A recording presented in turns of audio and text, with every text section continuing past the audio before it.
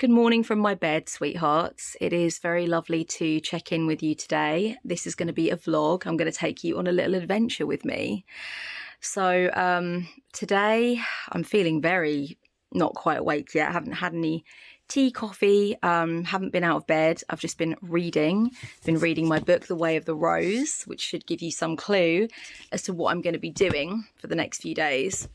So today I'm leaving for Norfolk and I'm going to be going to a little village called Walsingham, and I'm going to see the Shrine of Our Lady of Walsingham.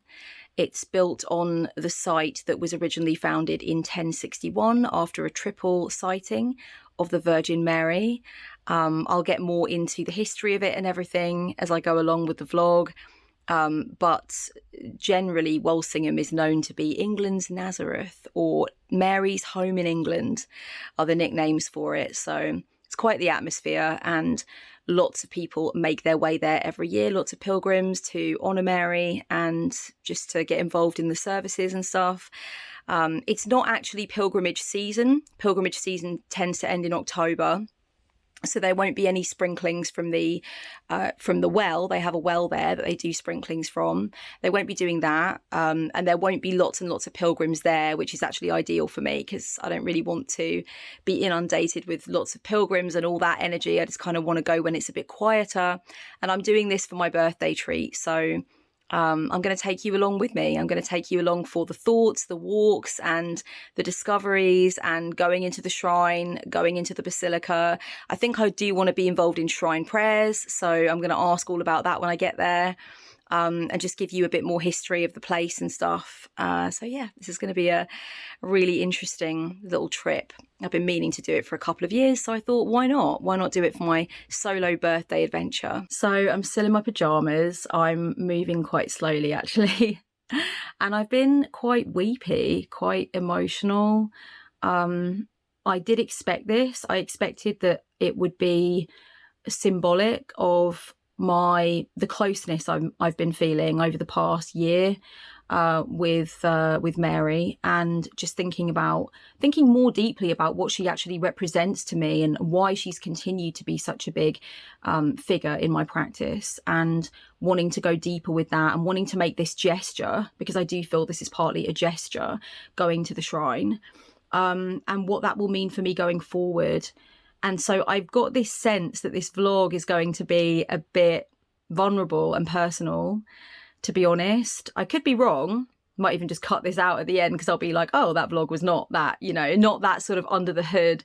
But I feel like it might be, because a lot of strong feelings have been coming up for me lately around my connection to Mary. And I've had some transpersonal experiences of closeness with her, and just getting into the different layers and levels of what that experience or those experiences have meant and what they're supposed to symbolize. And I'd like to talk about that during this vlog. I know that there are many, many people that watch me that are not Marian devotees at all and have no interest in being, but it could be something that would overlap with conversations you've had with yourself about your own deities or disembodied intelligences that you work with regularly or that you feel devoted to. So there could definitely be some takeaways, even if you have no interest in Mary per se. So hopefully this will have a wider appeal, but definitely for witches that work with Mary, I think there could be some interesting dialogue that happens underneath this video.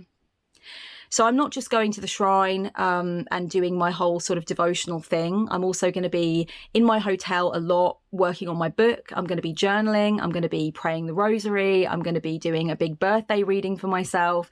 I'm going to do lots of walks. I'm going to walk along the river that's there. I'm going to go and have a look at the parks. I'm just going to do some long contemplative walks and listen to some music, and hopefully write some poetry as well. I'm really sort of stepping up how serious I'm being with my poetry. So that's definitely going to be a part of it too. So I'm going to take you along for as much of it as possible. Hopefully this is not just going to be one big sort of boring one thing after another with me, but if it is, you can click off. I won't be offended. But I'm going to take you on my solo birthday trip and really sort of give you an idea of what I'm doing with it and how it's making me feel, how the visit to the shrine makes me feel. I'm going to give you a little bit of history about all of that when I get to the hotel, talk you through everything I'm doing so you're not completely lost. and maybe talk to you about the transpersonal experiences I've been having relating to the Mother Mary as well. So yeah, strap in. Oh, it's exciting. So I've just spent a little bit of time at my Mother Mary altar. I'm going to be taking a couple of things from it today. So I'm going to be nabbing this rosary. This is my favourite rosary and the one I tend to work with most often. I got it from the Basilica of St. Nicholas in Amsterdam and I just love it so much. Main things I like about it are I love the pretty pink beads with the flowers. And I love the fact that this is a giant Mary here on the sort of section piece. And also, I love the cross. It's just a very different vibe as far as crosses go. You know, it's nice and abstract. Yeah, it gives me a different kind of feeling to an ordinary cross. I have no problem working with ordinary crosses either, whether they have Christ on them or not. I've seen them through my life since I was young, so it's not a big deal. I have many rosaries that have, you know, the Christ on the cross, but I just like this. This is a bit different, you know. So I'll be taking this with me. I will also be taking with me this little bottle. This is a beautiful gift that was given to me by a friend who went to Rome and brought this back for me. How gorgeous is it?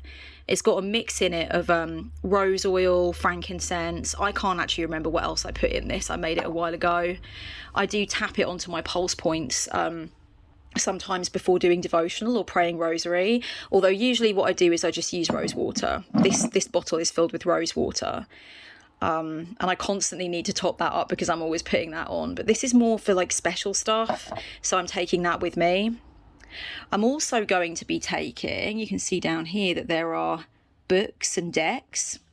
So I am going to be taking Way of the Rose with me. It's full of little lovely essays, one of which I may read to you. But I'm also going to take my Mother Mary Oracle by Lana Fairchild. You can see an unboxing of this if you want to. I'll leave it down below. I'm going to pop this card back in, Our Lady of Manifest Miracles, because that's the card I was working with yesterday. But yeah, definitely these cards need to come with me as well. And I'm definitely going to be taking my spiritual journal with me, of course. That's not actually here, that's over yonder, but I will grab that definitely. So I better start packing my bag up for real. Not gonna lie, this is what I'm wearing to the shrine. This dress is suitably and unapologetically extra. Marian devotee much?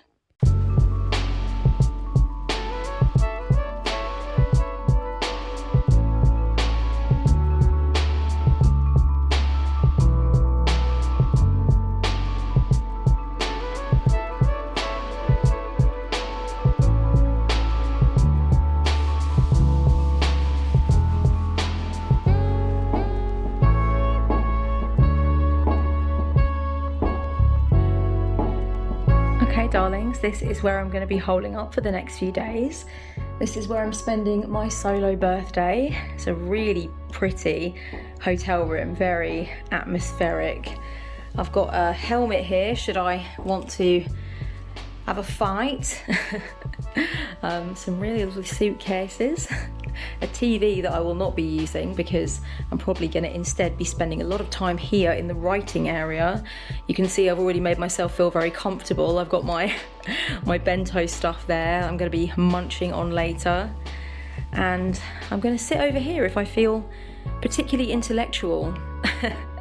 I'm probably going to sit here to film a couple of videos, to be fair. Look at this map and look at these collection of globes. I mean, come on, it can't get much more English really, can it here? Lovely, lovely headboard. That headboard didn't come to play, did it? That headboard means business. I've discovered that they've got a fridge as well as the tea making facilities, which is brilliant, and spare wardrobes, spare pillows and stuff like that. Don't think there's any remote chance I'm going to be swept off to Narnia, but you know, never say never. And then here's the bathroom. Really nice. Let me turn this light on. So you've got here, you come down some stairs, then you've got the shower there, nice big clean shower, and then over yonder you've got your bath there in the corner, and I did bring some bits and pieces with me for a nice big luxurious Cleopatra-esque ritual bath, so that will definitely be happening. So I couldn't be more pleased with this choice. Those are just my bags down there, and you know I've really settled in already if I've already got Dylan Thomas on the bed where he should be. Yeah, I'm going to go down to the bar and get a beverage, I think. Honey bunnies, it's now 11 o'clock on Monday 13th of December, which means it's an hour until my birthday officially. And actually, once I got the heating to kick in my hotel room, I got very relaxed on the bed and I just plain fell asleep. So I've just woken up to it being only an hour left until the big changeover for me. I've still got my drink from the bar. I'm definitely going to drink that. All is not lost. It's still cold. And I've also got with me this edamame bean sushi and bento deliciousness with all of the trimmings. I can't really say fairer than that. I'm going to see if there's been a new episode of Impeachment put onto iPlayer, and I'm going to treat myself to a little bit of American political scandal, I guess. Or I'm sure I can find something to watch if not. Yeah. There's no new episode of Impeachment, so I decided to watch this documentary on Vivienne Westwood. Total queen. I think this is going to be really amazing.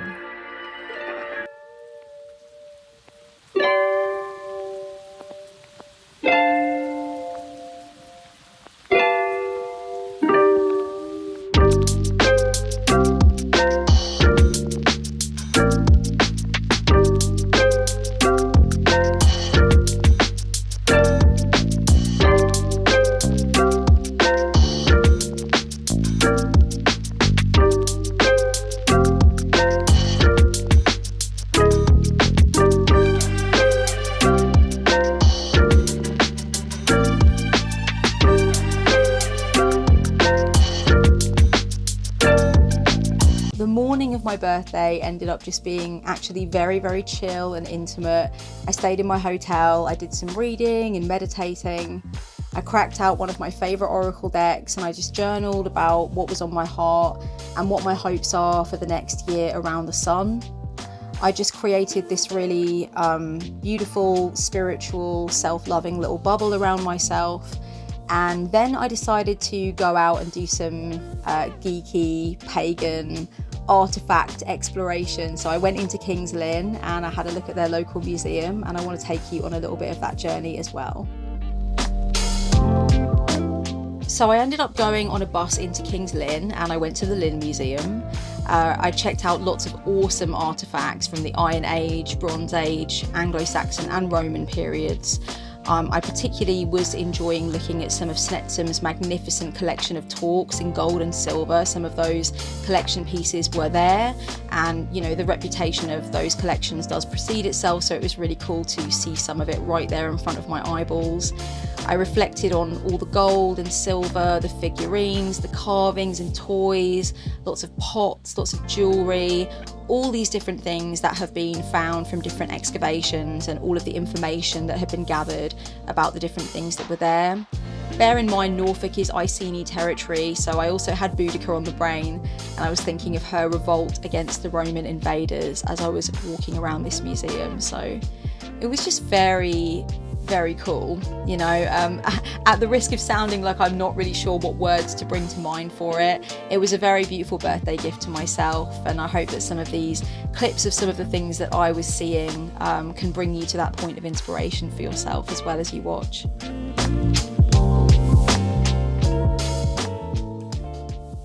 One thing I was quite excited to explore in the Lynn Museum was Seahenge. So in the late 90s, locals noticed that there was kind of like a stone structure whenever the tide went out at Home Beach. And eventually scientists came in and they investigated it, and they realised that it was a circle of timber that dated back over 4,000 years into the early Bronze Age. And originally they believed these pieces of timber to have been 10 foot tall. And it was just a really sort of momentous moment of recognising that this incredible monument had been unearthed. The structure is believed to have been related to a significant burial and I will leave some links below so you can find out more about Seahenge if you want to. But I went to see some of the preserved original early Bronze Age timbers, and that definitely gave me the good shivers as well. So that was a really nice birthday treat for myself too. And Seahenge is a lot lesser known, you know, I definitely knew a lot less about it, so it's really awesome to get into that too. I really want to take this guy home with me. He's giving me Black Phillip vibes.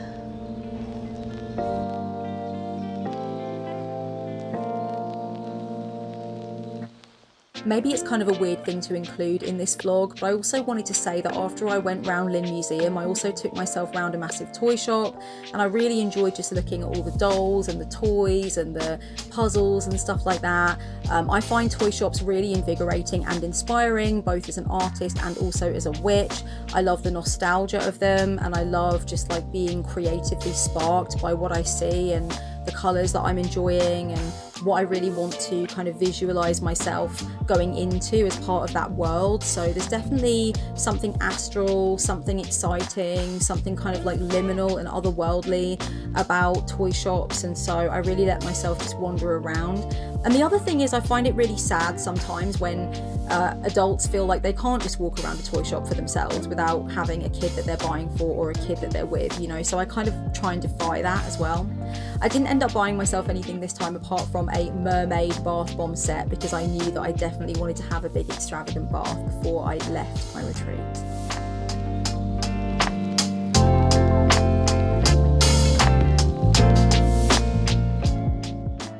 It is actually a total crime that I only filmed 7 seconds of this dinner, but amazing restaurant, I'll link it below.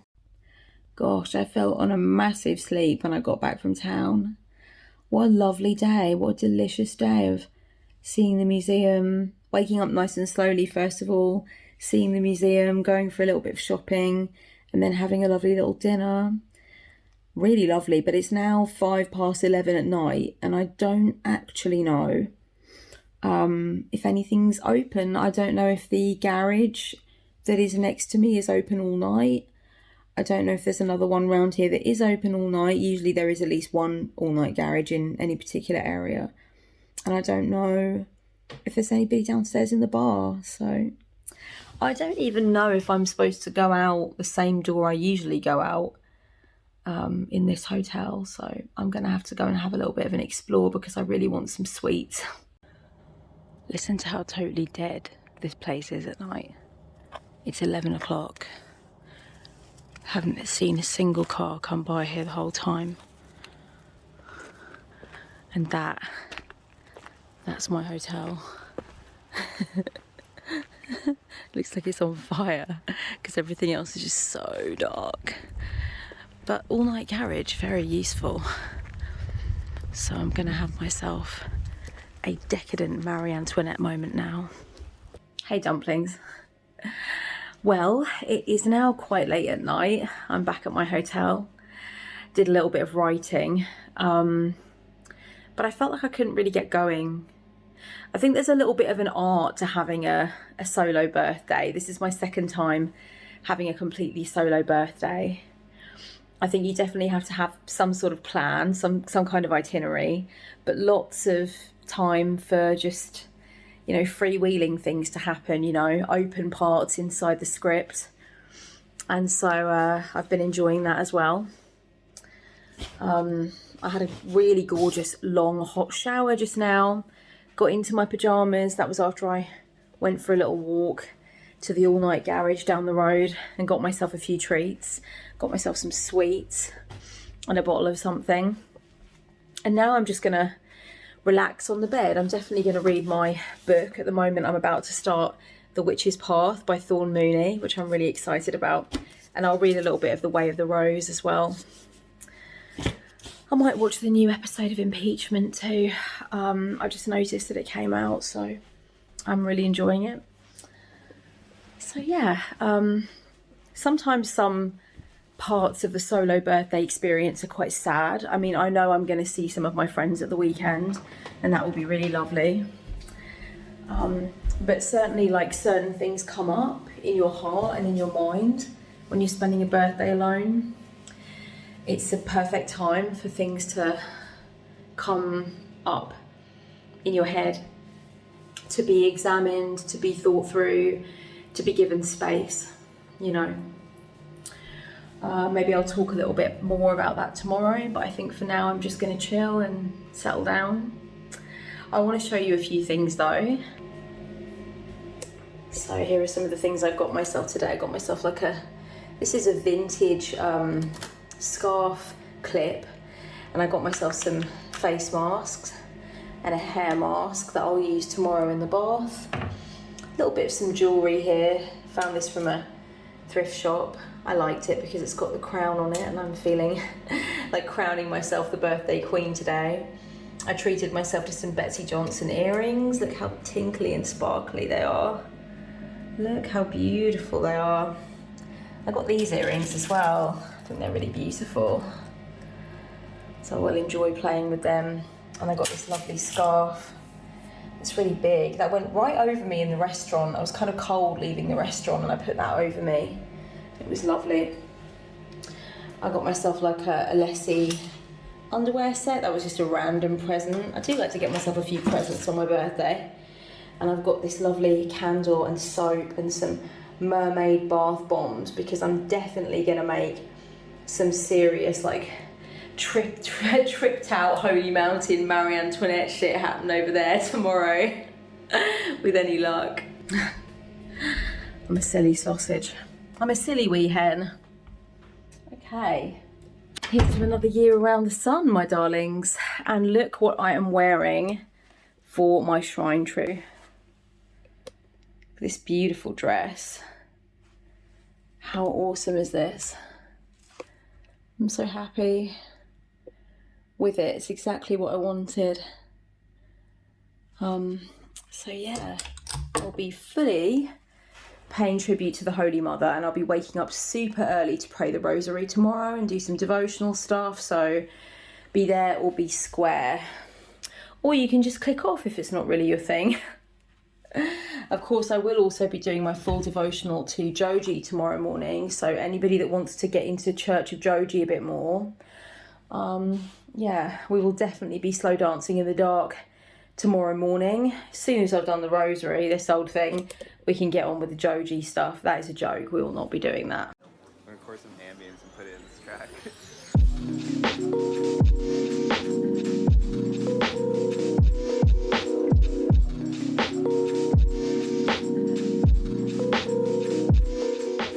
Hey honeys, it is now the morning of Wednesday 15th of December.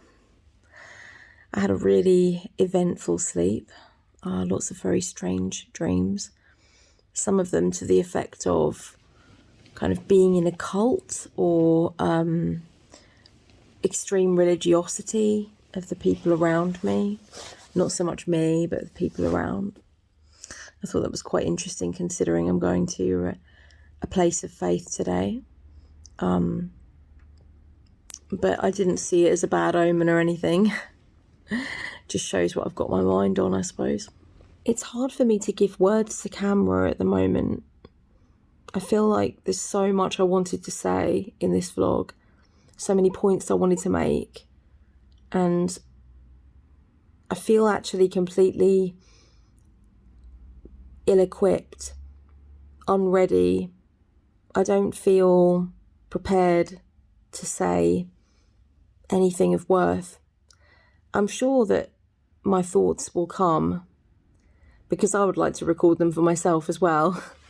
Not just to have something to say to you guys, but I would like to have something to say for what I'm about to do as well. I mean, I've thought about the fact that I'm obviously just feeling quiet, reflective, contemplative. There's a meditative quality about what I'm doing. There's fun to it as well, but there's definitely a lot of potency in just feeling it and seeing what it wants to be and what it wants to take up in my heart. And I'm also very aware that I've got some poetry brewing as well. So there's definitely going to be some poetry coming through me, and sometimes I do get a little bit like poised and quiet before poetry comes flowing through me, and I've definitely had a few lines of poetry coming in that I've had to sort of quickly scribble down. So it could be the case that I film quite a lot of today and then pop some voiceover over the top, who knows. But you'll get your words either way, and I'll have words as well to explain for me where I was and what it was all about. So I suppose because it's going to be such a long day for me and I'm going to be going through a lot of feels, that I should have some food, and I do not remember when breakfast is. So let me get on that first. Let me have a little look when the breakfast times are.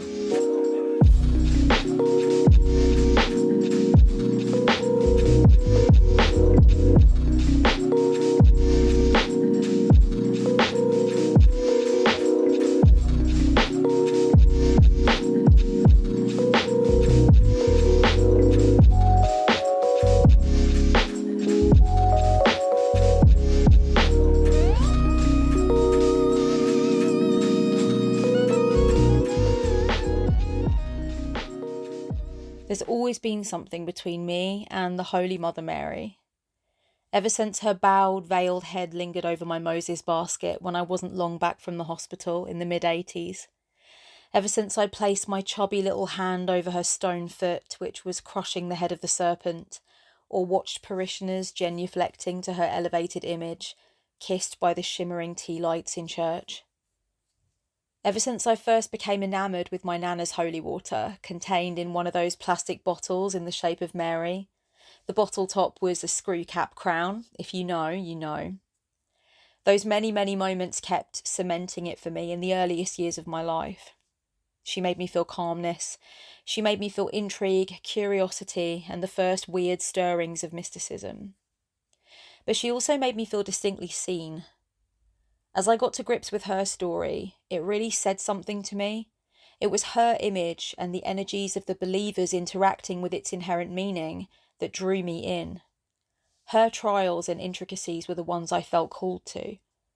When I suffered madness in my late teens and early 20s, it had been a long time since I seriously thought of her as a feature of my spiritual life, aside from making a point of taking photos of a nice grotto or statue whilst on my travels through Europe.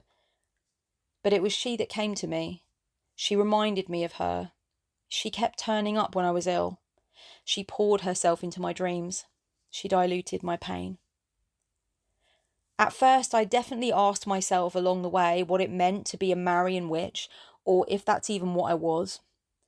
I asked myself what it meant to be a non-Catholic dedicant of Mary. Was it okay that I still liked to be in Catholic churches and do the whole coin and candle thing and sit beneath her statues and pray the rosary, whilst at the same time having so many fundamental issues with the Catholic Church?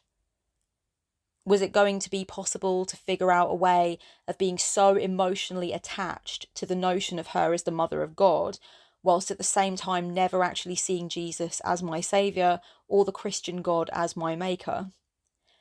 Like, what was this big, sticky mess of exciting, glittery emotion? What was this strange adventure that my soul insisted on strapping me into? I think in the end, dropping any pressure to be able to justify, intellectualise, or clarify my journey with Mary was obviously paramount. And it's the ultimate power move for you in any regard, to be honest. If you're finding that something is giving you peace, teaching you patience, helping you heal, or taking your hand as you navigate through the cold, weird labyrinth of the human shadow, then honestly, how much time and energy should you be expected to use with your flip chart and pen, scrawling diagrams to urge the people in your life to accept something that's helping you and harming no one else? There comes a time when you have to say, there's a mystery to this, and I'm going to be okay with that. There's a weirdness to the way this thing came together, but it came together for the good. It's made me more engaged with my life, more invigorated, less cruel, less anxious. There has to come a time where that's all it needs to be for you. And at that point, you can just hope that everyone can find their own collection of ways to experience the same kind of thing. And no, my relationship with Mary does not solve everything. No, it hasn't made me or my life perfect. But I am grateful for this connection every single day. And today, visiting the shrine is just going to be a gesture in that regard. In the year of 1061, in the reign of King Edward the Confessor, Lady Richeldis de Fabergé had a vision of the Virgin Mary. The Virgin appeared to Richeldis and took her in spirit to Nazareth, to the house where the angel Gabriel had appeared to Mary. Richeldis was told to take note of the measurements of the Holy House and to build a replica of it in Walsingham, and this is why Walsingham is called England's Nazareth. It proved really difficult for workmen to build the wooden house according to the measurements given by Richeldis, and Richeldis spent all night in prayer after the workmen were just like, we don't know how to do this. It's like the measurements seem right on paper, but we can't seem to put them together. The next morning, it was discovered that the chapel had actually been completed overnight without any help from the builders, and it had also been moved from one place to another. And it was believed that Mary, with the assistance of the holy angels, had actually done this. So Walsingham quickly became a centre of pilgrimage and was one of the most popular pilgrimage sites in Britain. In the 12th century, Augustinian canons built a priory to look after the pilgrims, and they encased the holy house in a chapel of stone to protect it. Many kings and queens came to pray at the shrine. Pilgrims often took off their shoes to walk the last mile. In 1536, King Henry VIII dissolved the monasteries, and in 1538 his commissioners came to Walsingham to break up the holy buildings and seize any valuable goods, and the shrine was destroyed. In 1921, Father Hope Patton became the vicar of St Mary's Church in Walsingham, and he had a special interest in wanting to revive the pilgrimage. Father Patton set about raising money to build a new shrine, and in 1931 he purchased some land in the village opposite the priory. And then when the foundations were being laid, a Saxon well was discovered, and the water from the well is believed to heal, and pilgrims still come to drink the water or take it home for family or friends who are ill. So this is kind of a big deal, and this is where I'm going today.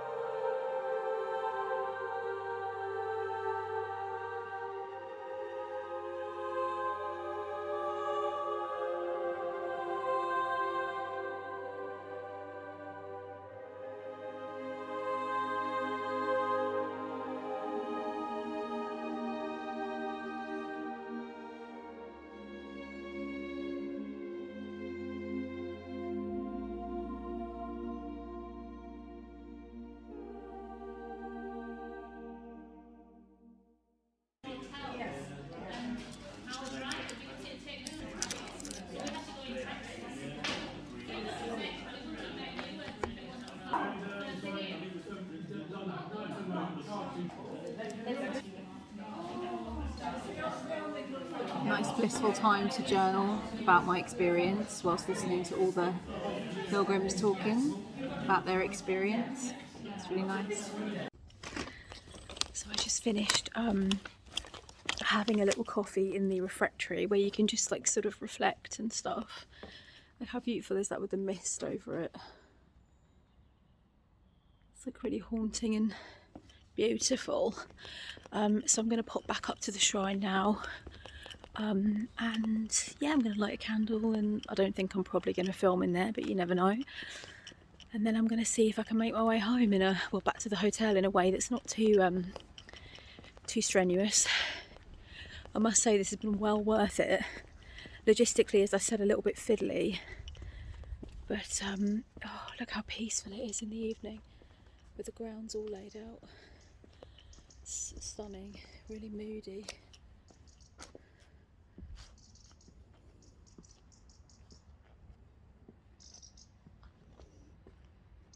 You see that with the moon above. There are all these different parts to it. There's a Methodist church on the grounds. There's a Roman Catholic chapel, and there's a Orthodox chapel as well. And overall it's an Anglican sort of setup. So it's basically all of the different denominations that think of Mary as super important have got their own places.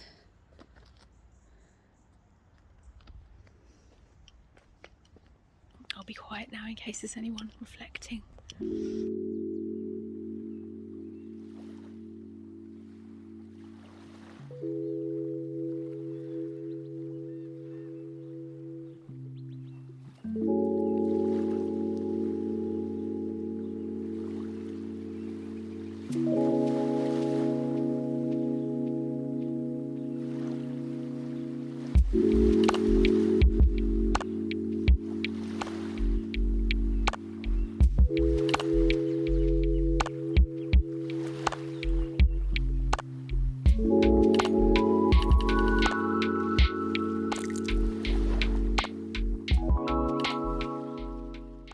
Darlings, I am just back from my pilgrimage. I need to tell you so many thoughts and feelings that I have, but I'm exhausted. Okay, it was a bust through deepest, darkest Norfolk, and no mistake. All right, my head was nodding. I kept trying to wake myself up because I knew if I missed my stop, that was going to be it. I was going to end up in King's Lynn, and I was going to have to go all the way back around again. So I was panicking.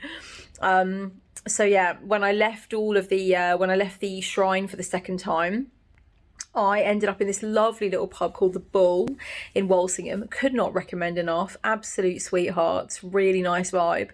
And I just waited for the bus there. And then once I got the bus back, I tried to get a table at my hotel restaurant downstairs because they were doing vegan stuffed mushrooms. Oh, it sounded so delicious, but they were so busy. I waited like an hour and a half and went back down, and they said they were still too busy. So you know what? I just walked to the garage and I got myself a vegan smashed onion, bhaji and chickpea wrap thingy and some popcorn and sweets. So I'm just going to do that. That's fine. That is the dinner of Pilgrim Kings. So I need to relax. I need to watch something. I need to get my stomach where it needs to be. Then I will talk about deep religiosity. Hey, dog faces. I've been trying to figure out for a while now what exactly to convey to you about the pilgrimage and how I can possibly sum up what I'm now feeling. And all I can say is it is a massive different plethora of emotions, and experiencing this tangle of emotion has led me to a much deeper understanding of the power of pilgrimage, because it is so tangled to work out the mechanics of what is going on in the psyche afterwards. You know it's good, and you know it's nurturing, you know it's medicinal, you know it's important, you know it's effectual, you know it's intense, you know it's... But to quantify it, I think I'm going to need a sleep.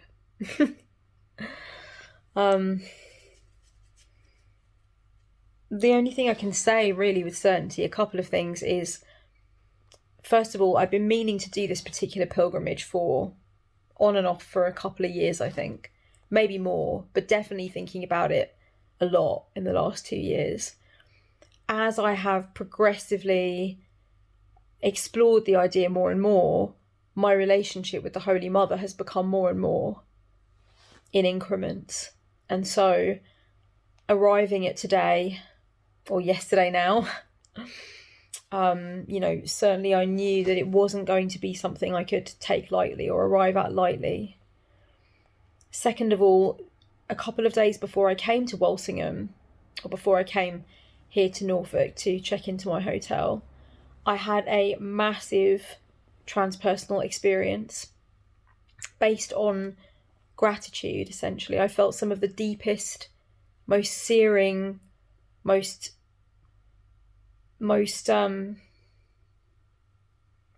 neon gratitude I'd ever felt in my life.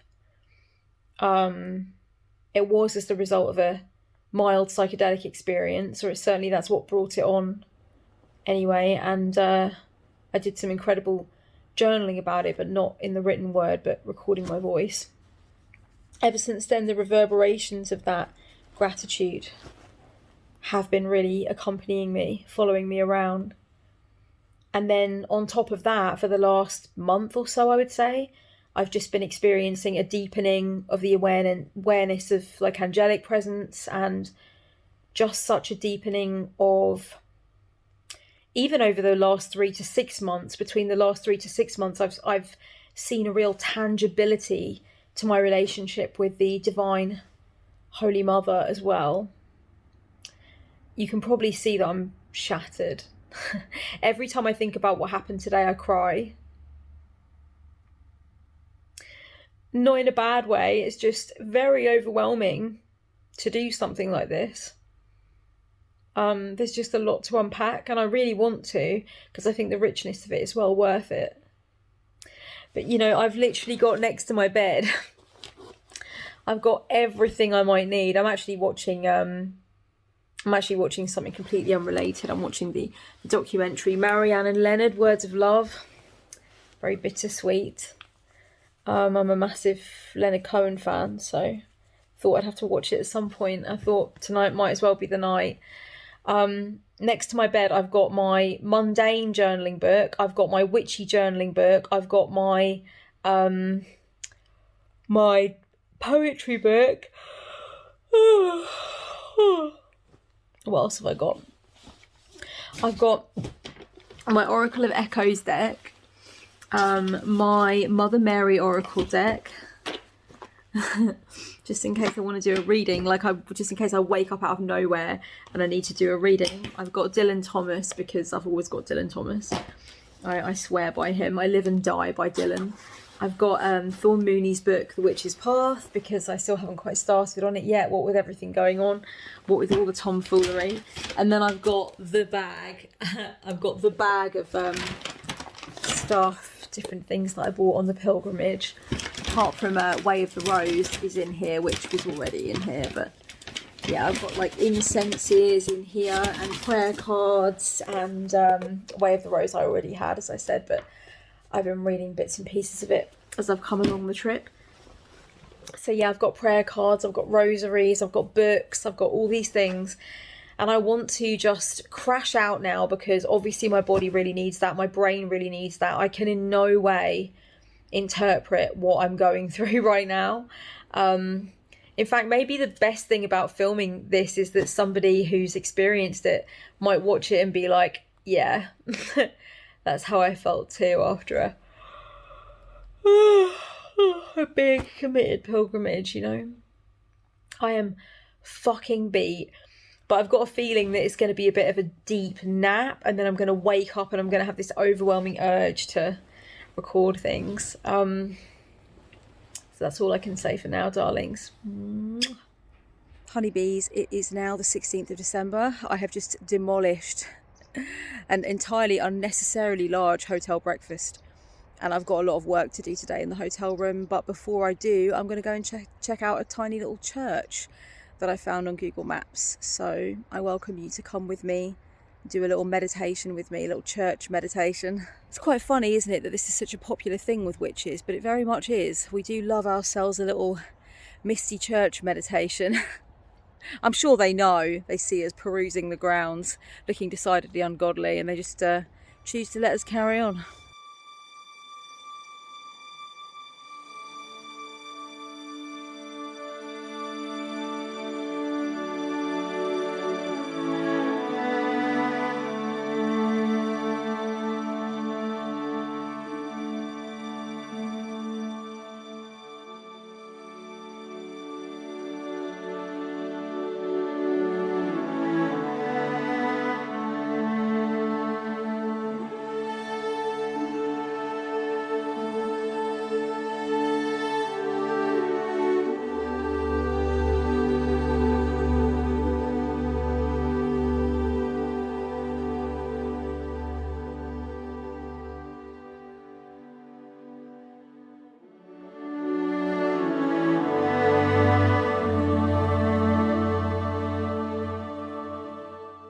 Like a bird on a wire.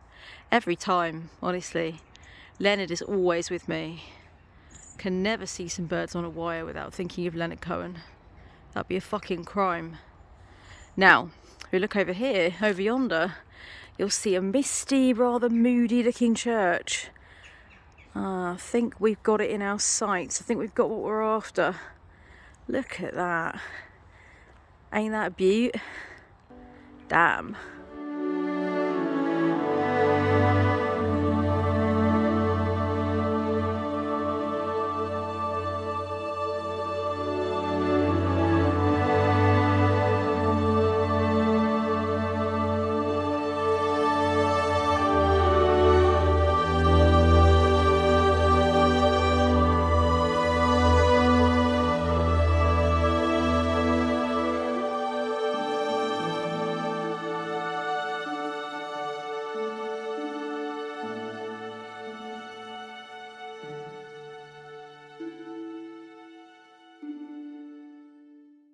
Have any of you noticed yet that I think I'm Terrence Malick? Like, I love me a Dutch angle.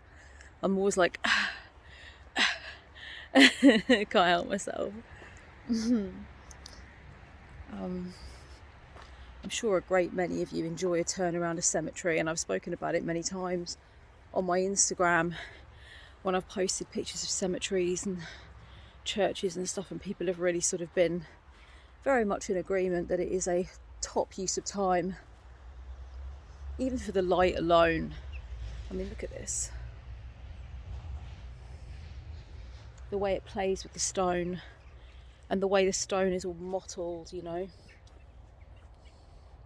Like this. It's absolutely beautiful. It's like free art. I love this mottled stone. I think you can see that that was at one time Christ on the cross, but now it looks like some kind of angel or some kind of like goddess figure, because it's so old and worn away. You see here and here. Beautiful. And I love all the moss growing on the sides of graves as well. Look at this one.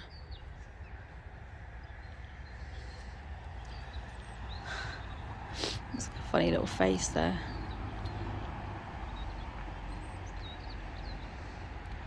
I know for some people it's a bit of an odd thing to want to hang around graves.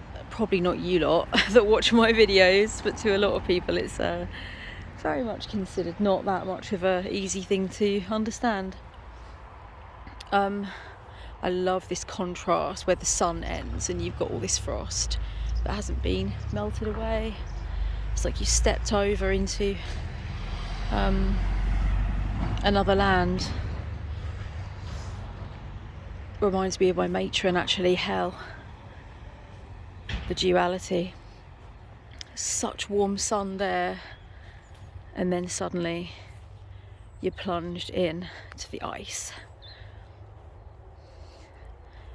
Thank you, matron of mine, for making yourself known in this quintessentially Christian situation. I know I can rely on you. So I wanted to talk a little bit about the pilgrimage yesterday. One of the things I think about a pilgrimage, to be honest with you, that's interesting is that just doing it, just actually making the effort to do it, planning it, getting excited about it, anticipating it, you know, just like sorting out the logistics of it and whatnot. All of that gets you already into this interesting state of openness and readiness to receive what might come through. And, you know, it's not only about dedication and love, and it is about those things. It's not only about saying thanks and being appreciative, and of course it is about those things, but it's about giving yourself the opportunity to reach a particular layer of revelation or connection that has not yet so far been as available to you. Not even because you've been frustrated that it's not there and you wish it was there, but just because you know it could be there, you know it might be, and so why not shoot for it, you know? And I've known for a while now that I wanted to go to England's Nazareth, and it does seem kind of silly not to. You know, it's not that far away. I tell you what, it was a bit of a bitch to organise though, because it is quite out in the sticks, it's quite remote.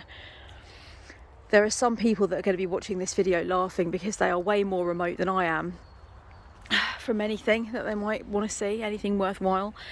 But for me, as someone that doesn't drive, and with those things to consider, it's not the easiest place.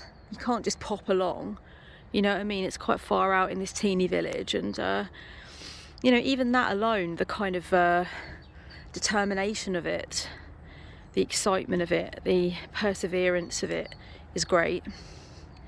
But you also know that you're giving yourself a different setting. And once you actually arrive, or as it was with me anyway, I arrived, things started happening. I started really feeling stuff. Not at first. At first I was just interested in looking around all the different chapels and having a look at the statues and just sort of feeling my way around the grounds. But after a while, especially when I entered the shrine of Our Lady of Walsingham, I was very overcome, and I really felt so many things coming together. I might even talk a bit more about this back at the hotel and edit this all together. I don't know if it's just going to be too much for some people. Some people are going to be like, all right, Kellyanne, you went on a pilgrimage, sweet, right, let's get on with the rest of it. Get on with the rest of your life, love.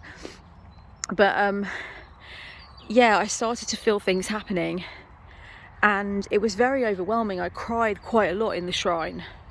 Useful to have those face coverings, actually. So the bottom half of my face was all screwed up, and I was like really just overcome. And the other thing that was really funny that happened as well as realizing, okay, I've cracked open this layer, this other part of the egg, and other things are going to be allowed to happen now for me in my practice with Mary. Not only that, but when I went into the gift shops, I know this is going to sound really ridiculous, like, Kellyanne, you're talking about you're talking about spirituality, and now you're like, right, so about the consumerism. But you know how it is sometimes, right? So about the consumerism, that was really interesting too, because for the first time in my life, like, I've been into Catholic shops before, or like Christian bookshops or whatever, just for the crack, or if it's a Catholic place, then I might want to pick up like a prayer card or a rosary. I'm really interested in rosaries. I still shop for rosaries. I do collect rosaries. I collect specific types of ones, but I do, you know, I'm in the market for a rosary once in a while. But I have never ever felt before yesterday the same feeling as I do when I go into a witchy shop. You know, when I go into a craft, like a witchcraft shop, and you've got all your books and, you know, your bits and pieces and your jewellery and everything, and you just get this lovely feeling like you're home. You might not necessarily buy anything. You might be on a depth year. If you want to know what a depth year is, darlings, I've got a playlist down below. We're about to go into a new year, so you might want to get on it, like a carb on it. So yeah, you might not necessarily be in the market for anything, but it's the feeling that you are in a place where all of these things have been collected together that represent your spirituality and give you a sense that you could deepen into it. They're tools for deepening, you know? And I never had that feeling with like a Catholic shop or a Christian shop, but yesterday I really did. Like, for the first time in my life yesterday, I really acknowledged my love for Archangel Michael. It was really weird. I've known for a long time that there's something very important to me about that being, and has been for ages. But for the first time yesterday, you know, seeing prayer cards for Archangel Michael and stuff, I really was like, okay, I can let myself have this. I can let this be part of what it is to be in my practice. I feel like it's time to start walking home now, darlings. And I don't really want to talk on the road because it's going to be a little bit loud with cars, and I would like to put some psychedelic rock on. So I'll finish this back at the hotel with a nice warm cup of coffee. Hey darlings, okay, let's land this pilgrimage plane, because I don't want this video to be going on for too terribly long. But I think there's a point that I need to make that hasn't been made yet, and so I'm going to do my best to make it now. Even though I already accept that there's going to be something lost in the telling, and it's going to be a part of my relationship with the Virgin Mary that you either accept or you don't, or you understand, I guess, or you don't. I can only really just very clumsily explain the way it comes across for me. I received a comment underneath one of my Instagram posts the other day, and I went back now just looking for it because I wanted to read it, to quote it perfectly so I didn't get it wrong. I can't find it, so I don't know if that person deleted it or what. I don't know if that person thought better of asking me this question that they asked me, which, you know, frankly, it's not a rude question, and I wasn't offended by the question. I think the question is a good question. It's worth answering. It's worth asking someone who works with the Holy Mary that isn't Catholic the nature of the thing that this person asked me. So this person asked me the question, doesn't it bother you that Mary is so much associated with all of this horrible stuff, these crimes that have happened and genocides and crappy things, you know, under the banner of the Christian faith? And doesn't it bother you that she's sort of symbolic of that? I'm paraphrasing, obviously, because I don't have access to the comment. I've either overlooked it or it has actually been deleted. I just want to say to that person, if you're watching, I'm not upset with you at all for asking this question. I think it's a really good question. But it brought up for me something that I think is probably an aspect of my relationship with the Holy Mother, and probably also with hell as well, that I've left off the table somehow. And I would like to see if I can explain it. When I'm communing with the Holy Mother, I'm not just communing with this being, you know, this person with a story, this essence, this energy that was a lived person with lived experiences that may or may not be the exact experiences written down in the Bible.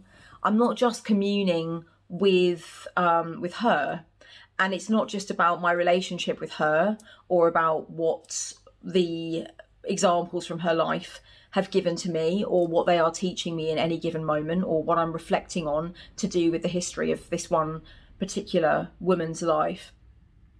It's so much bigger than that. It gets to be like a tangled psychedelic soup of contemplation, and the bowl in which that soup is offered to me and the bowl that I can drink it from that tastes the most nurturing and is the most nutritious and gives the most to me is definitely Mary shaped, if that makes sense. Like, she is the bowl, but within that bowl there are many, many things. I'm thinking about Mary. I'm definitely thinking about Mary of Nazareth, you know. I'm thinking about Mary as the mother of God.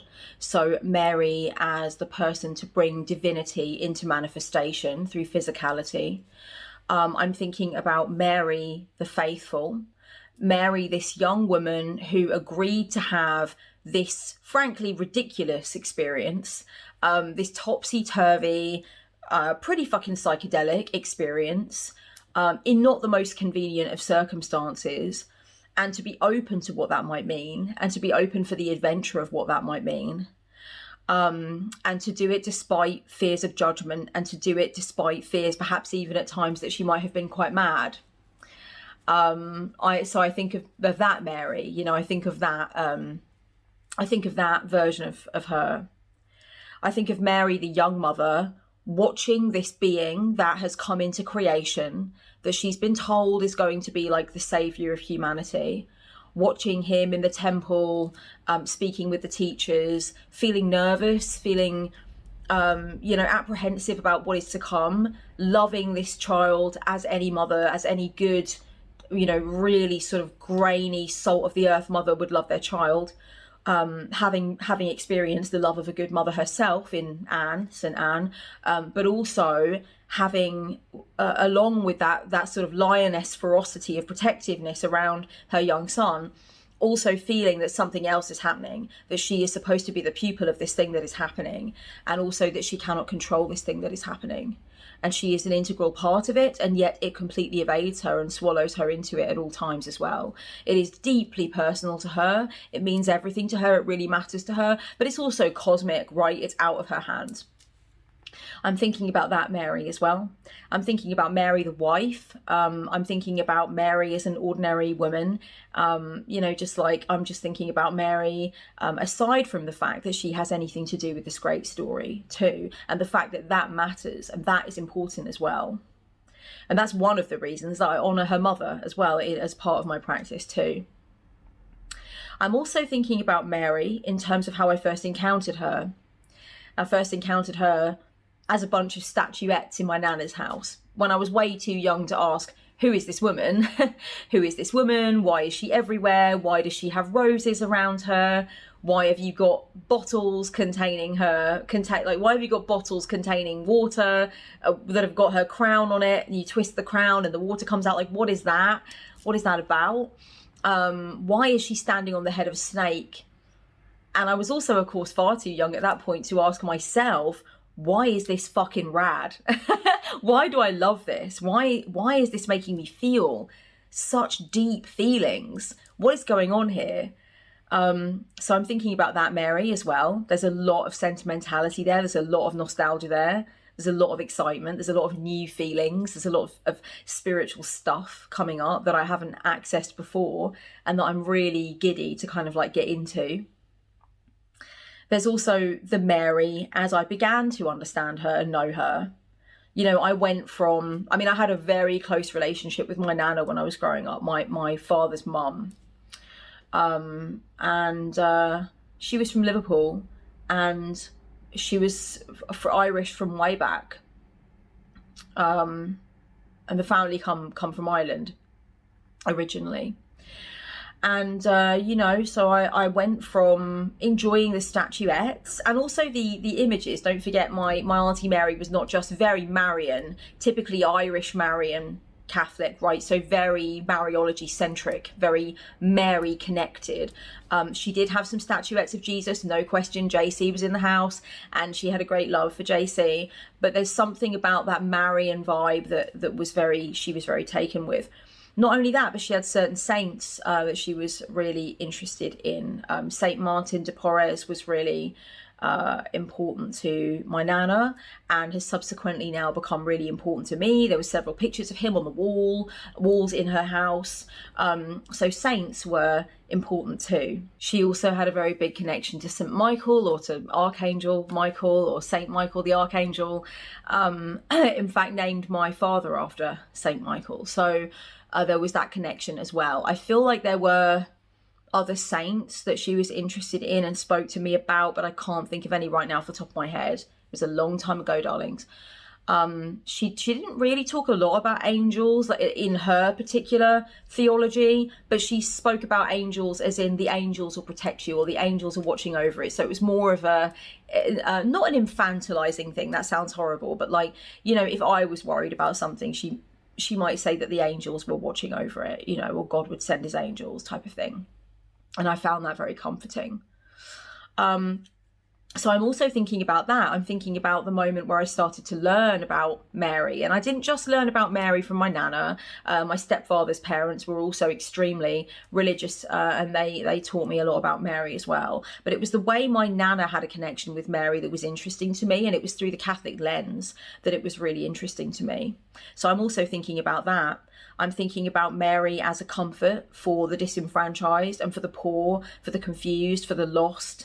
I'm thinking about Mary in all the ways that she's ever been looked at, ever been regarded by people in every different country, in every different situation, in every different socioeconomic sphere. I'm thinking about the way that she unifies.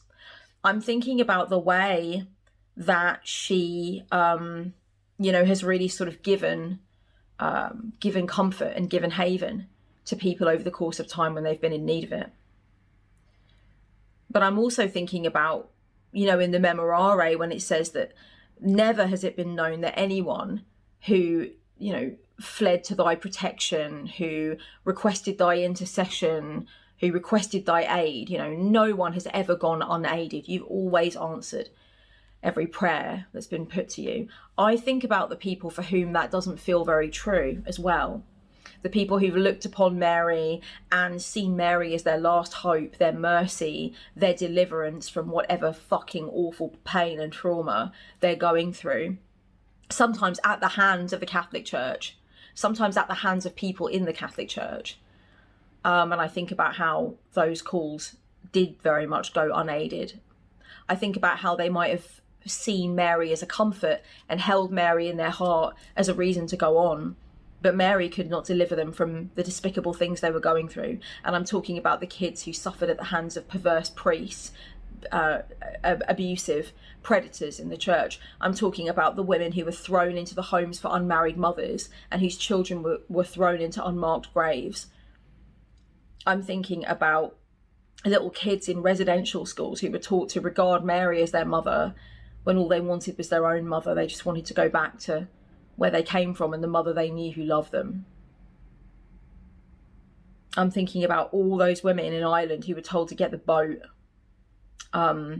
because they couldn't access safe abortion in their own country. I'm thinking of all the women who were encouraged to have a child that they didn't want and couldn't care for and were absolutely petrified of giving birth to.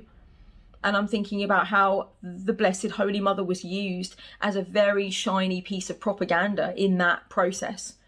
I think sometimes when I'm praying, when I'm connecting with her, when I'm communing with her, I'm thinking about the many, many times she's been used as propaganda. I'm thinking about the many times people have used her image and her place in the Bible and her place in the story as an excuse, as a way to push an agenda. And I fucking hate that.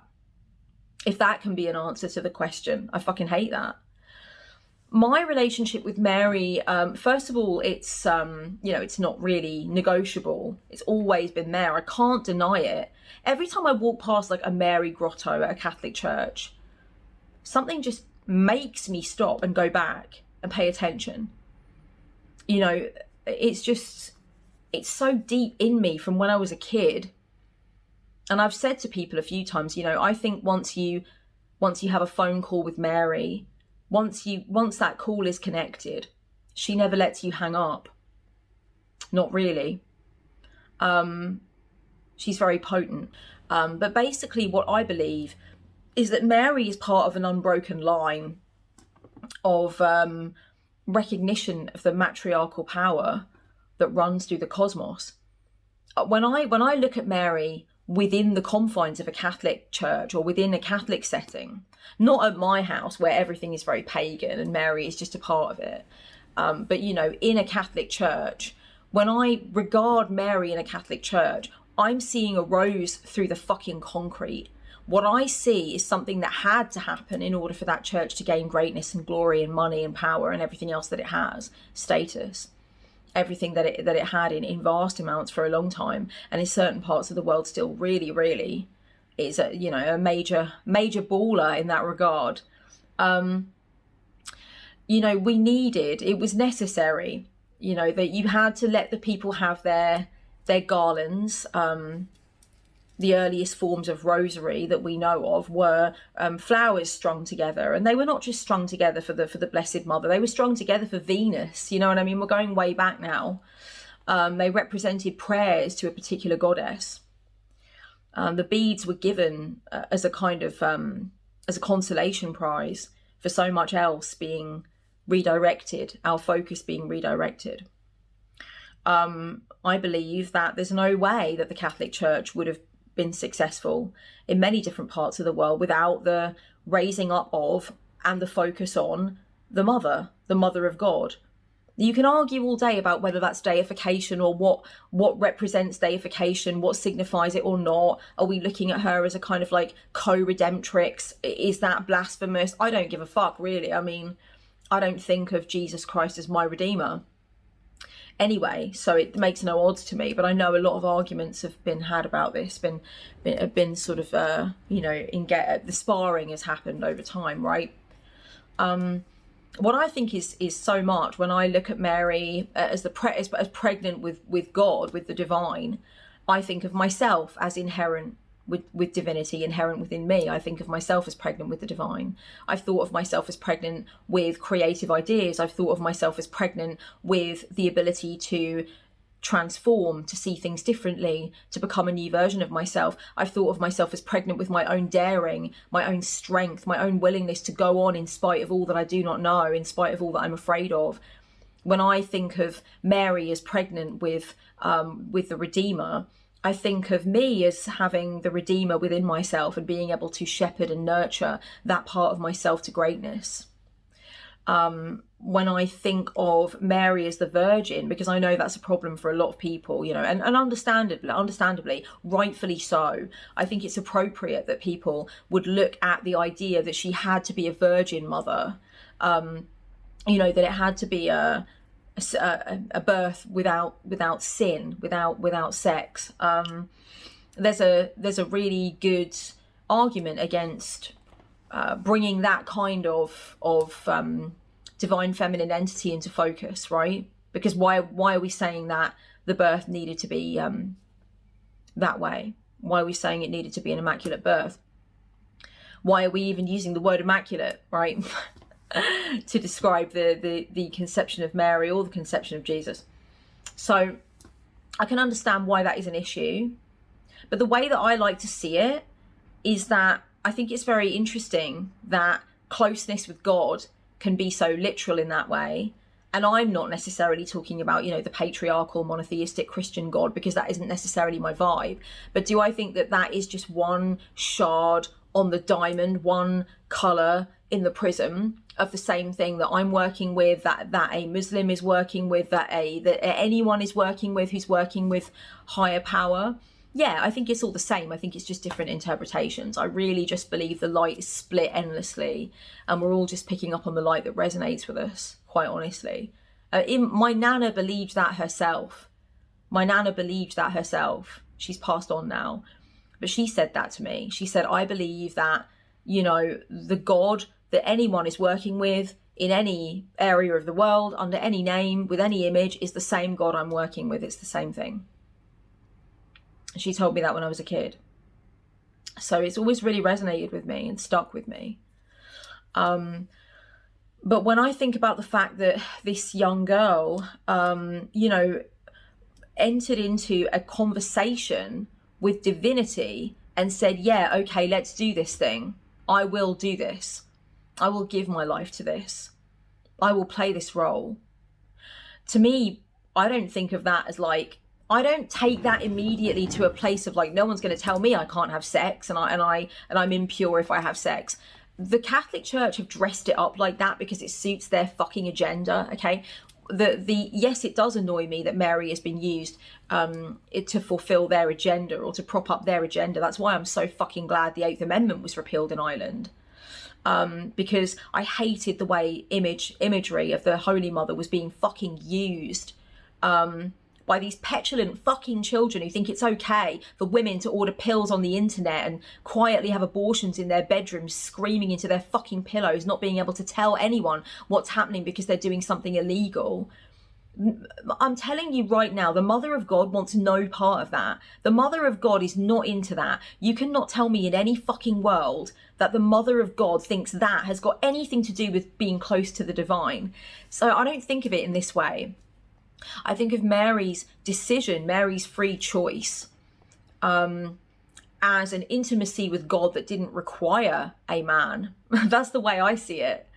I actually don't see the anti-sex part as coming into my particular theological framework. I understand it comes into it for a lot of Catholics, but for me it's more like ultimate sovereignty. I'll get the job done. It will be me. It will be my journey. You know, so that's the way I see it. When I look at Mary, I see everybody in their most divine consciousness. When I look at Mary, I think of forgiveness. I think of compassion. I think of nurturing. When I look at Mary, I think of the mother I know I am, even though I will never bear children or take care of children in any ongoing way where I would be deemed to be a parent to them. I think of the motherhood that I put into all that I create and focus on. When I look at Mary, I think of the cosmic mother that I can lean back into and did do the many times I couldn't rely on my own earthly mother who was racked with trauma and issues herself when I was growing up. When I look at Mary, I think of the Mary that came to me when I was mentally ill, when I was really, really sick, and showed up to me in that moment and reminded me who the fuck I am.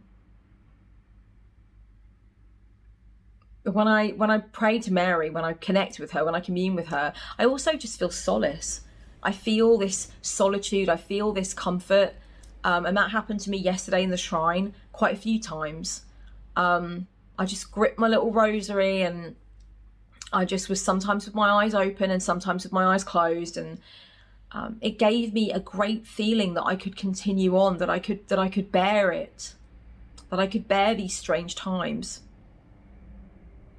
Mary, when I think of Mary, when I pray on her, when I go into, like the Shrine of Our Lady of Walsingham, for example, and I think of her there, I also think of what I have the capacity to be, what I have the capacity to do, that I can do more, that I can be more, that it's okay, that I am that thing too. When I look at Mary, I think, who are you in me and who am I in you? Who are you in me and who am I in you? And that will be a question that it will always feel useful and important for me to return back to. Who are you in me and who am I in you? And if it sounds like a riddle, it's not meant to be, although, riddles can be just as sacred as anything else, but that's what I'm always looking for. I'm looking for the part where we fit together like a jigsaw puzzle. I have spoken before about the sacred defiance that comes with being a Marian witch. There is definitely a lot of sacred defiance that comes with it. There is no question. Part of the reason that I work with Mary is actually very deliberate. It's deliberately done. It is really about emancipating her from the structure that apparently keeps her imprisoned. Intellectually, psycho-spiritually. It's like saying, I am not going to be told by anyone, by any institution, by any man in a dog collar, by any of that crap. Okay, no one is going to tell me how things work between me and she. It's always been here. It's always been here. You cannot take that from me. You can't tell me it's wrong. There is absolutely nothing about the way that you've set up Mary in your doctrine that appeals to me as someone who would drop my own intensely personal relationship with her, that would make me go for what you're selling. Not a single thing. It's us since the beginning. I don't need to know that I have a boundless closeness with her. I have known it since day. I've known it since day. And I defy, and I am disgusted by the way Mary has been used to forge forward with agendas, specifically agendas that hurt women and children. That makes me sick. I'm sick to think of the many, many, many, many rooms where statues of the Mother of God have been risen up and erected there and overseen many unspeakable acts of cruelty, unfairness, predation. Do I think that Mary was a part of the hustle? Yeah, I do. Mary is where a lot of people had the connection anyway. I read recently that Mary statues were always kind of like lower to the floor in churches than the statues of Christ, which were usually up higher. You've got like the crucified Christ, obviously very sort of distant. Of course, emotionally, emotive, basically. You can connect emotionally to that image of him being crucified, but looking him in the eye, feeling like you're having that personal connection with him, not so easy. Statues of Mary were low to the ground, nursing the Christ child in the earlier days in some parts of Europe, suckling the Christ child before that became a bit of a thing not to be seen. But of course there were certain times in art, I'm sure an art historian can let us know when those times will have been, where you will have seen images of Mary giving the Christ child milk.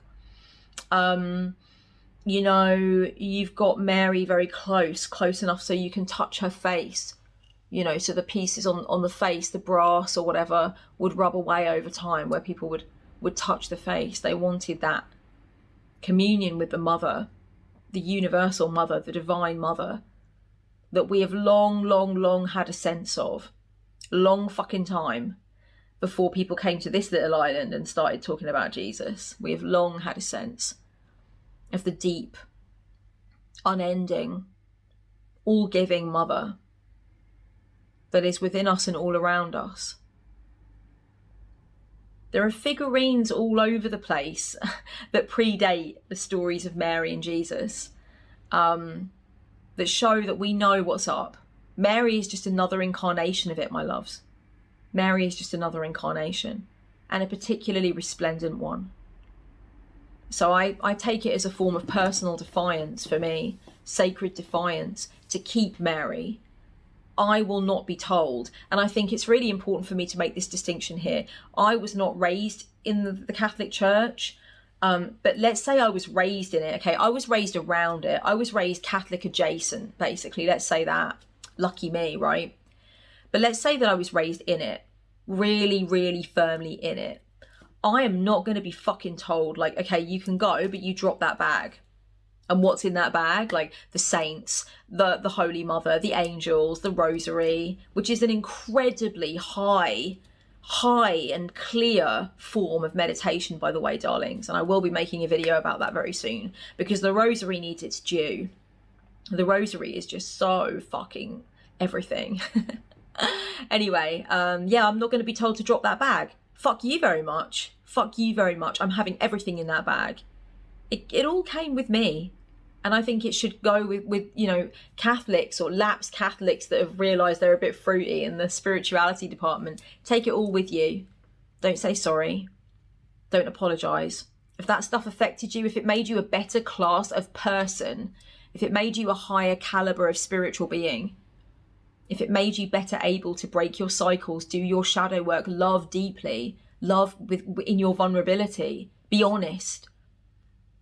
Be honest in front of yourself. If it helped you to do any of those things, fucking take it with you. The Holy Mother helped me be sane. She reminded me of that one gossamer thread of sanity in the ocean that was my illness. And I grabbed onto it. So yeah, I am disgusted by some of the ways that her image has been used, but that isn't her. She belongs to everybody individually and uniquely. She is in us all. You can choose to have a close relationship, as I do, or not. But the Catholic Church don't get the monopoly on how she's presented, or how we get to work with her, or who is worthy and who is not worthy. Think about the amount of fucking dickhead men in the Catholic Church who have swanned around trying to make out like they know who's worthy and who's not, and they've been doing the most despicable fucking shit to vulnerable little kids. Absolutely not. They will not be telling me anything. My relationship with Mary is solid gold. And it's mine. It's mine. So yeah, I guess there is a feeling of like sacred defiance when it comes to my connection with her as well. I don't know if this helps. I don't know if this answers the question at all. But I thought it might be a good way to end off my my pilgrimage video. I just wanted to explain a little bit about that. I'm going to talk you through a few things that I purchased. I'm not going to go into masses of detail because I'm already aware that this video is very, very long. So let me just talk to you about a few things that I got that I'm really happy with. Oh my God, even as I'm thinking about it, I'm thinking there's so many different things I didn't say. Like, when I look at Mary, I think of the creatrix, and I think of like the empress archetype, you know, but I also think about the high priestess archetype. I think about the Mary as one of the first women to preach the gospel. I think of Mary as like, I think of Mary at the cross, you know, holding the lifeless body of her son. And I think of the toil, the pain, the seven sorrows, you know, and how that relates to me, how I might take that and use that as an example of my own fortitude when I need it. I think of just so much, but really it's that rose through the concrete thing that really gets me. The fact that you couldn't get a bunch of pagans to buy into Christianity without her. We needed something that looked like that, okay? We needed that. We were not on board unless this was going to be part of it. Anyway, okay. So I did get myself a couple of rosaries. I mean, you know I'm a rosary fan. I did take my rosary into the shrine with me. This is the beautiful one from the Basilica of St. Nicholas, the one I showed you that has that really abstract cross. I'm really into that. I also got this white cross. I don't know if it's soapstone or what it is. It's kind of like a little marbly effect. It's got some sort of like black flecks on it. I really love it. I've actually always worn crosses. I just think they look attractive. They're very, very distinctive. You know, people know straight away what it is you're wearing. You can see it from the other side of the room. I don't necessarily see a cross around someone's neck and immediately suspect that they're religious. But even if I did, I don't really care about people misunderstanding that about me. It's not an issue.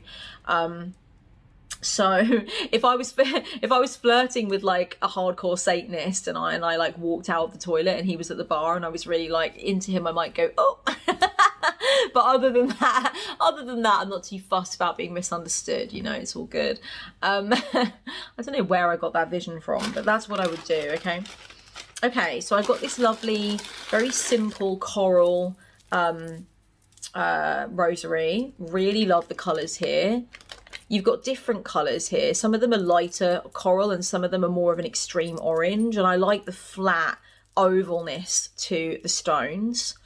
I mean, I do like a chunky rosary, but this is very distinct from that. It's got Miraculous Medal on one side and Mother Mary on the other. And it's a really rather lovely cross as well.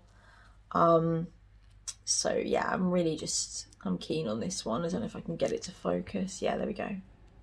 Beautiful. So there we go. My new coral rosary. I also went in for the big guns and got this chunky mother liquor, which I absolutely love. I can't believe it was only £12.50. I'm so lucky. I was expecting it to be more. They did have some really expensive ones in there, made with all kinds of different things. But look at the chunkiness of this, and it feels really weighty. And look at this. Oh my goddess, it's beautiful. I saw this and I thought I have to have this. This is for me. Look how beautiful that is. It is so divine. It's so grand looking. Oh, it reminds me of something from a fairy tale. And then I think this is like, it's like blue howlite. It feels like soapstone, but it looks like blue howlite. But it didn't say on it what it actually was. But yeah, beautiful. Really happy with that as well. I got some Walsingham rose incense.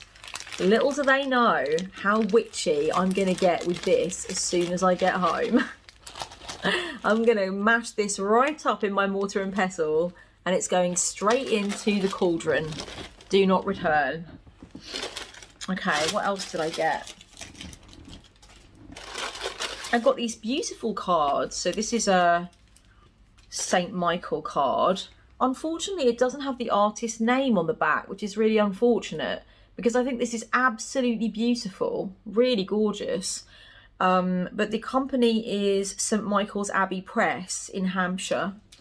And they also did a St. Margaret Mary image as well, which I absolutely love. I know that she promoted the worship of the Sacred Heart of Jesus, and I think that is a very, very cool card. Look at her face in that card. I mean, come on. I mean, I love nuns, for one. I'm really into nuns. I'm just really into the idea of these women who dress in this really cool way, who just basically deliver their lives up to a celestial being, and they're in this kind of like marriage to Jesus, which mostly involves gardening and singing and stuff. Like, I just think it's really awesome. And I'm really into that whole like anchorite vibe where you go into a room, somebody slings you an apple in there once a day and you just like really get down with the Lord. Anyway, just going off on one now, but I really love that image. So that's going to be pride of place somewhere or another. But yeah, St. Michael's Abbey Press in Hampshire. Beautiful imagery. Really enjoy that. I got this really gorgeous card of the Virgin and Child. It's got this beautiful silver effect all through it. I'm not going to send it to anybody. I must admit that is just going to be for me. There's a lot of for me happening with these gifts, okay? I don't know any Catholics, so it's fine. Okay, I've got some prayer cards. I got a prayer card for St. Michael the Archangel, and I also got a prayer card for St. Gabriel the Archangel. I like the fact that they come in a set. My Nana was very taken with both St. Gabriel and definitely with St. Michael as well, so I'm really loving these two prayer cards. They come together. I've got a prayer card for Hail Holy Queen. It's just really pretty. I love it. I use Hail Holy Queen a lot, that particular prayer. I have got a St. Uriel prayer card there. Beautiful. Look at the awesome red on there. And then another one for St. Gabriel, but I really like the fact that they come as this pair of red and blue. And on St. Uriel it says, bring divine light into my life, make me see the good inside all of us. And for St. Gabriel it says, let me share your courage and strength, breathe new energy and joy into my life. I just thought these two are just beautiful. I need them both. I got some more little prayer cards. I got addicted to the prayer cards. So I got one for St. Martin de Porres. This is the exact image that my Nana used to have hanging up in her bedroom. So that is a really nice one to have. And it also caused me to watch a few things about him last night. I got a couple of ones relating to angels, your guardian angel and stuff like that. As I said, my sort of path with Mary has not been particularly angelic, and my spiritual path for a very long time has not been particularly angelic. I did used to work with angel cards back in the day, and I've just brought them in again fairly recently. I particularly just really like angelic imagery. I like the look of angels, and I love the potent feeling I get from working with them and working with their meaning. So I got a prayer card for the Virgin Mary, Untier of Knots. I also got a prayer card for Mother of Perpetual Help. I know these are all really, really popular prayers. And, you know, many Catholics do certainly know these prayers off by heart. So it's a really good thing to just have these little prayer cards for sure. I got this one prayer to St. Anne. I work with St. Anne also. She is Holy Mother Mary's mother. So that's really awesome. I celebrate St. Anne's birthday. I have a portrait of St. Anne in my home. Also, I bought this. This is apparently St. Cardinal Newman. I didn't know who he was, but it was really funny because he was... Hang on. This is like so ridiculous. Okay, so I was looking at him and I was like, this guy looks absolutely fly. Like, he looks so fucking cool. He looks like some sort of new wave electro god. Look how awesome he looks. I mean, he really is giving me Gary Newman vibes, like back in the day.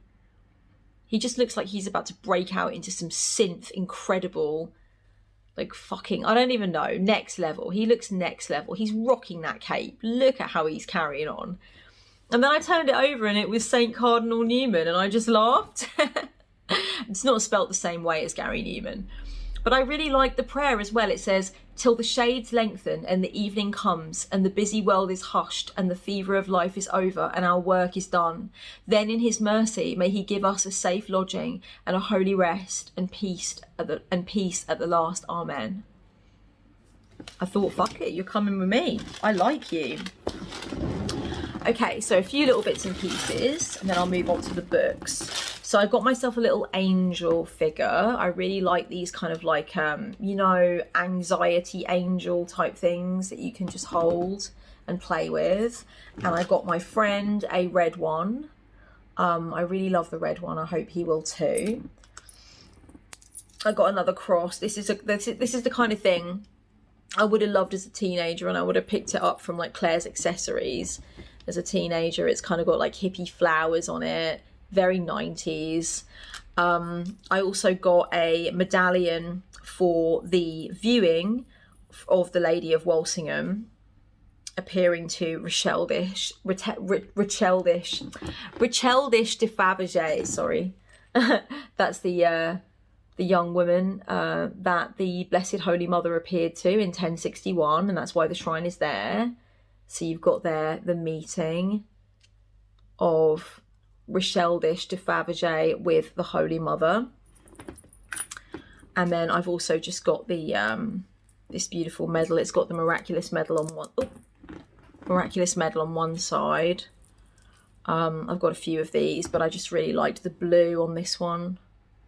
It's just really beautiful. Looks really royal looking. And then on this side, it's got Mother Mary. Oh, it's really hard to hold with such long nails, this one. And it says, Mary conceived without sin, pray for who have recourse to thee. Pray for all who have recourse to thee. I'm not really too fussed on the wording. I just think the miraculous medal is beautiful. Okay, just quickly into the books. I fully recommend Way of the Rose for anyone who wants to get into the rosary and who feels like anything I said today in relation to my relationship with Mary made any sense. You know, get into it. There's also a Facebook group, Way of the Rose Facebook group. But these are the books that I purchased yesterday. So I got The Mystery of Mary by Paul Hafner. I'm really excited to read this one, and this might be the one that I read first, guys. This is looking at, you know, why the Virgin Mary is where she is in terms of the theology, the different things that are believed about her, you know, in different parts of the church, etc. And then really looking at, you know, where she is in the Bible, what is said about her, the early centuries in their relationship to her, the idea that she was immaculately conceived herself, you know, when did she become considered as a sort of like a mediator, like a mediatrix, there we go. Just all of these different things, like how did the ideas about Mary form over time? Sorry, I'm trying to be really quick. Those Who Saw Her, Apparitions of Mary by Catherine M. Odell. This is as it says on the tin. It's information about apparitions of Mary. Where did they happen in the world? What happened as the result of them? Were shrines set up as a result of them, etc.? Who has seen Mary? And, you know, obviously there have been a lot of sightings of Mary over time, but this is about like apparitions that have been confirmed and that are, you know, generally known of. I bought this book by Chiara Lubick, Mary, Flower of Humanity. It says here, Mary is the woman most mentioned in the Gospels. From the very beginnings of the Christian story, she has inspired poets, songwriters, and theologians, not to mention the sublime icons of the Orthodox tradition.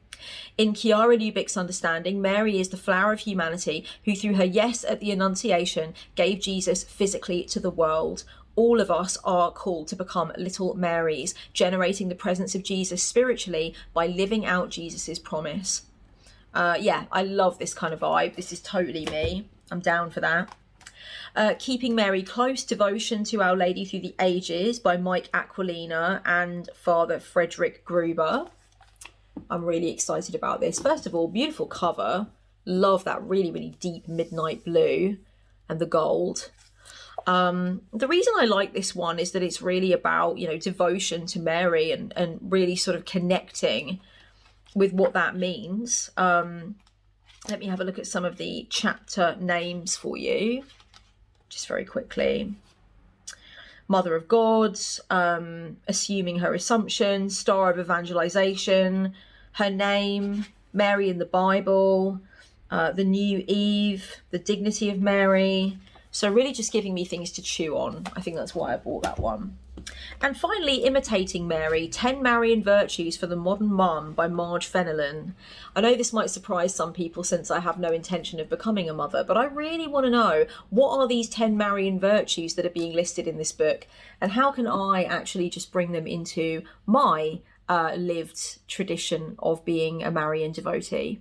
You know, my maternal instinct and my maternal behaviour shows up in its own way and in a lot of different situations. So I would like to be more Marian in my execution of that energy too. So I'm going to see what is being said there.